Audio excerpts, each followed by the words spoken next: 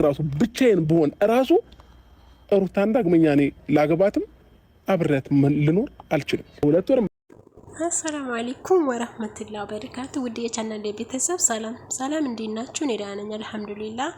ዛሬ እንግዲህ ትኩስ ነገር ስላለ ነው ይዤላችሁ የመጣሁት። አንደኛ እና የመጀመሪያ ሄሉ ከቱርክ የመጣ ፍቅረኛዋን ተቀብላ ኦሬዲ ቀለበት አደረጉ። ሄሉ እንኳን ደስ አለሽ። የሄሉ ፋሚሊዎችም ደግሞ ቤቴን ከተጋበዛችሁ እናንተም እንኳን ደስ አላችሁ። እኔንም ላይክ፣ ሼር፣ ሰብስክራይብ እያደረጋችሁ ደግሞ አስደስቱኝ ማለት ነው። አስደሳች ዜና ነው ይዤላችሁ የመጣሁት ዛሬ። ሩታም ሄርሜላን አስጠነቅቃት ቢሆንም አብርሽ ደግሞ እንግዲህ ከሩታ ጋራ መቀጠል አልፈልግም ብለዋል።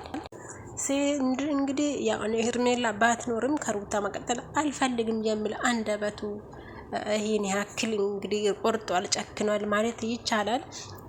ይሁን እንጂ ሩታ እንግዲህ ያው አባት ነው በማለት ሌላ ሰው ጋራ ከሚሄድ ኃላፊነቱን እያዋጣ ብላ ልጇን እንዲይዝላትና እሷ ሌላ ሀገር ልትሄድ እንደሆነ ብትነግረውም እንግዲህ በቃ አንቺ ከዚህ በፊት ከልክሌሽኛል ዛሬ ምን አስበሽ ነው የሚሰጭኝ በማለት ልጁንም ለመቀበል ፈቃደኛ እንዳልነበረም አይታችሁታል። ሩታ ደግሞ እንግዲህ ያው የካናዳ ጉዞዋን አጠናቅቃ ጨርሳለች የሚል ወሬም ተሰምቷል። እንግዲህ ሩታዬ ያው ለመዝናኛም ከሆነ ወይም ደግሞ እዛጋ ከሰው ሪቅሽ እዛጋ ላይፍሽን ለመቀጠልም ከሆነ ለሁሉም ነገሩ በሁሉም መንገድሽ እኛ መልካም ነገሩን እንመኝሻለን። ያንቺ ፋሚሊዎች፣ ያንቺ ደጋፊዎች፣ ያንቺ ያው ሴት ነሽ ከጎንሽ ነንና በፈለግሽው መንገድ ያው መልካም ነገሩን ነው የምንመኝልሽ ማለት ነው። አብርሽ ያው ከሩታ ጋራ ያለውን ግንኙነት ለማቋረጥ ይሄ ልጁ ብቻ በመሃል መኖሩ በጣም እንደከበደው ነው እያወራ ያለ በሁሉም መንገዶችና በሁሉም ቦታ። አብርሽም መልካሙን እንመኛለን። መንገዱ ክፍት ነው። የፈለክበትን መርጥ እንደፈለክ ማኖር ትችላለህ። እኛ እናስገድድህም። ማንም ሊያስገድድ ማንም በማንም ህይወት ውስጥ ማስገደድ አይችልም። ስለዚህ ሩታዬ አንቺ በራስሽ መንገድና በራስሽ ኮንፊደንስ ዝንጥ ብለሽ ካናዳ ሚጂ፣ አሜሪካ ሚጂ፣ ቱርክ ሚጂ የፈለግሽበት መንገድ አንቺ ይመቸኛል የምትው አየር ጸባውን ይችልበታለው። እዛ ጋር የሚያውቀው ሰው አለ፣ የሚቀበለኝ ሰው አለ፣ አልቸገርም ምናምን ያልሽበትን ሁሉ ያው ሄደሽ ዘና በይ። ይቅናሽ፣ ይመችሽ፣ መልካም መንገድ ነው እንመኝልሻለን። ልጅሽ ደግሞ ከእናትሽ ጋራም ቢሆን ኖርማል ነው። አብርሽ እንግዲህ ከአብርሽ ጋራ ከሆነ ሁልጊዜ ከሀሳብሽ አይወጣም። አባቱ ቢሆንም ዛሬ ምን ሆኖ ይሆን እነሱ ጥሎት ወጥቶ ይሆን ወይ ምናምን ብዙ ነገር ታስቢያለሽ። ከእናትሽ ጋራ ከሆነ ደግሞ ሀሳብ አይገባሽም። መቼም አባቱ ነው ሄዶ ማያቱ ማምጣቱ ምናምን አይቀራም ከፈለገ ማለት ነውና፣ ስለዚህ ሩታ ካናዳ ልትሄድ ነው የሚል ትኩስ ወሬ ሰምቻለሁ። መልካም መንገድ ይሆንልሽ፣ መልካም ጉዞ ይሆንልሽ። እንዲሁም ከዚህ ጭቅጭቅና ከዚህ ንትርክ እርፍት ያለሽ ነገሮቹ አንዳንድ ጊዜ በቅርብ ሆነን ዝም ብለን ከመጨቃጨቅ ሪቅን ራሳችንም ያ ሰውንም እረፍት ማስጠት እንችላለን ማለት ነው።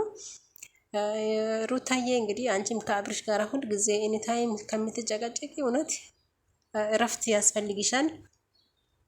ከልብ ያኔ እረፍት ያስፈልግሻል። ቢያንስ ለተወሰነ ወራቶች ለ5 ለ4 ወር እንኳን እዛ ጋር የምትቆይ ረጅም ጉዞ ቢሆን ደግሞ ሞር አሪፍ ነው ብዬ አስባለሁ። በዚህ አጋጣሚ ደግሞ ሄሉንም እንኳን ደስ አላሽ። ያው ከብዙ ወጣ ወረዶቹ በኋላ ነው እንግዲህ አምና ፍቅሩን የተቀበለችው ማለት ነው። ሄሉዬ እንኳን ደስ አለሽ። ሩታዬ ምን እንደዛው። አብርሽ እንግዲህ ያው ምንም ማድረግ አይቻልም። አብርሽ ያው ሄርሜላን ቀለበት ማድረግ አሁን እንዳልፈለገና ነገሮቹ እነሱ በህልህ ውስጥ አስገብቶ ለዚህ ጉድ እንዳደረጉት ነው እያወራለ። ሜሪና ዳኒ እንግዲህ በለው ብሎ ልጁን ያልፈለገበትን የከተቱለት። አንድ ሰው ቆም ብሎ እንዲያስብ ዝም ማለት እኮ ነው የሚያዋጣ። እናንተ ግን ኤቭሪዴ ማውራት አንዱ በአንዱ ቤት በቃ ቪዲዮ ካልተሰራ ምንም ሰላም የሌላ ሲመስላችሁ በሜሪ ቤት ካልተሰራ በዳኒ ቤት ካልተሰራ እያላችሁ አብርሽን በደንብ ከሷ ከሩታ እንድርቅ እያደረጋችሁ ሰዎች ናችሁ። እንግዲህ ሩታዬ አንቺ ደግሞ አሁን የራስሽን ማድመጥና ከራስሽ ጋር ማውራት ነው ያለብሽ ብዬ ነው የሚያስበው። እስኪ የቅርብ የሄርሜላ ዘመድ ምን እንዳላ አይተን እንመለሳለን ማለት ነው። ያው ዘመዳ ባይሆንም የስራ አጋሯ ወይም ደግሞ የስራ ጓደኛዋ ማለት ይቻላል።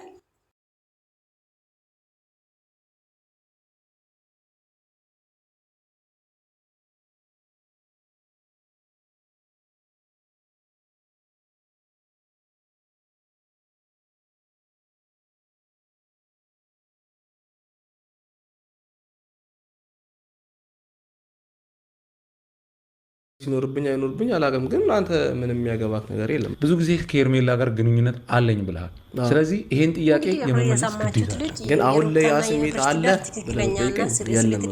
የክሬስ ፋሚሊዎችን በሁለት የተከፈሉበት ጉዳይ ነው፣ የአብርሽና የሩታ ፋሚሊ ተብለው። እነሱ ላይ አሁን በጣም ብዙ ካሜራዎች ቤታቸው ላይ ይደቀናሉ። ከሽንት ቤት ውጭ ሁሉም ቦታ ካሜራ ይደቀናል። ሪያሊቲ ሾው ነው።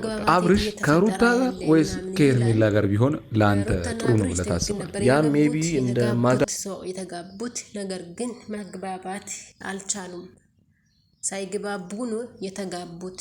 የሄርሜላ ደግሞ የስራ ጓደኛዋ የስራ ባልደረባዋ ያው ሄርሜላ አብርሽና ሩታ አብሮ አንድ ላይ መሆን እንደማይችሉ በደንብ ስላወቀች ነው። እኔ ከሁላቸውም ጋራ ቅርብ ነኝ ሶ የሩታና የአብርሽ ትዳር እንደማይቀጥል በደንብ አድርጋ ስላረጋገጠች ነው እንጂ አብርሽን የአብርሽ ፍቅርን የተቀበለችው እንጂ ሄርሜላ ያው እንደዚህ አይነት ሰው አይደለችም ብሎ ይደግፋታል። እንግዲህ ለማንኛውም እናንተም እነሱም ይመቻቸው። እኔ ላይክ፣ ሼር፣ ሰብስክራይብ ያደረጋችሁ አባረቱኝ።